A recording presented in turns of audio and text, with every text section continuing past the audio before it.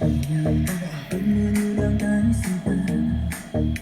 cơn mưa mang anh đến bên đời dịu dàng và sau cơn mưa tim cũng nở hoa.